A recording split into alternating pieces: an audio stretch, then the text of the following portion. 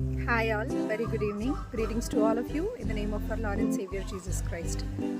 స్తుతి గురించి మనం మాట్లాడుకున్నట్లయితే, స్తుతి అంటే ప్రభుని మనస్ఫూర్తిగా ఆయన మన జీవితంలో ఏమై ఉన్నాడో పొగడటం, అది మనం ప్రభుకి ఇచ్చే స్తుతి.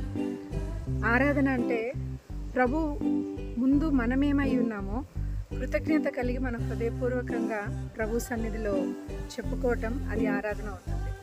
సో స్తుతించటం వెనుక ఉన్న గొప్పతనాన్ని, స్తుతించటంలో మనకు కలిగే ఆనందం, సంతోషం 2 నిమిషాలు ఈరోజు మనం మాట్లాడుకున్నట్లయితే, సో స్తుతించటంలో ప్రభు ఈ ప్రాసెస్లో మనం ప్రార్థనలో ఉన్నప్పుడు ప్రభును కంటిన్యూస్గా స్తుతించటంలో ప్రభు యొక్క గొప్పతనం, ప్రభు యొక్క ఔదార్యం, ప్రభు యొక్క పరిశుద్ధత, ప్రభు యొక్క నీతిమత్వం, ప్రభు యొక్క నమ్మకత్వం, ప్రభు లాంటి మాట మీద నిలబడే గుణం, ప్రభు ఎంత గొప్ప దేవుడో మన జీవితంలో, ఎంత పరిశుద్ధుడో ఆయన, ఎంత నీతిమంతుడో మనం ప్రభు గురించి జ్ఞాపకం చేసుకోవటం నిజంగా మన ఆత్మకి, మన హృదయానికి సంతోషాన్ని, ఆనందాన్ని, నిరీక్షణని కలుగజేస్తుంది.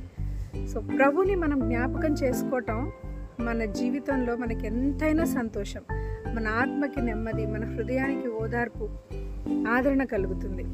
ప్రభువును స్తుతించటంలో గొప్పతనాన్ని ఎంతోమంది భక్తులు స్తుతులలో ఉన్న శక్తి అనే పుస్తకాల్లో చాలా గొప్పగా వివరించారు.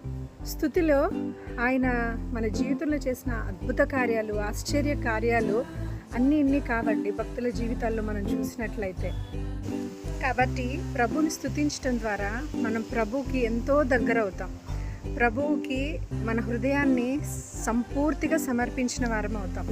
సో స్తుతించినప్పుడు మన పరిస్థితి ఏంటి, మనము ఆత్మ పరిస్థితి ఏంటి, మన హృదయ పరిస్థితి ఏంటి ప్రభు ముందు అనేది మనకు స్పష్టంగా అర్థమవుతుంది.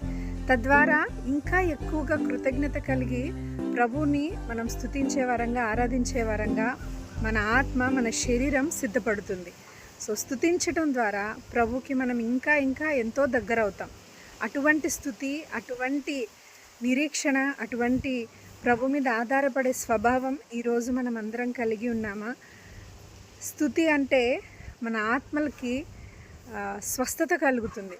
స్తుతి ద్వారా ఆత్మలో స్వస్థత కలిగినప్పుడు శారీరక స్వస్థత కూడా కలుగుతుంది.